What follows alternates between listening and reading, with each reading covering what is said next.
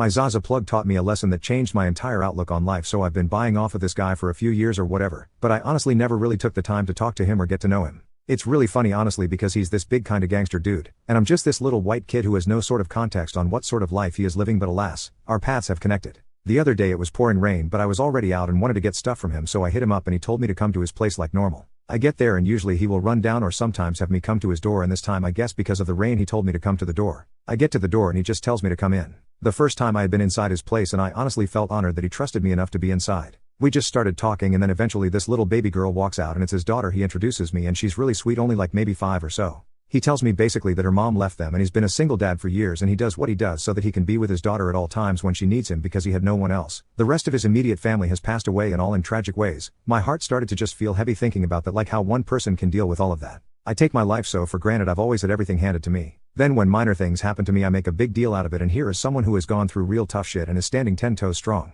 So I asked him how he deals with so much on his plate or manages many things at once. He stopped and thought for a second and then he picked up a neon green lighter that was sitting on the table and he put it real close to my eyes horizontally so that it was blocking my vision, and he says, "What do you see?" And I told him I see green, the color of the lighter, and he said, "Right, but what objects do you see clearly?" And I just said nothing. Then he pulled the lighter back next to his face and said, "Now what do you see?" And I was confused, but I said, "I see the lighter."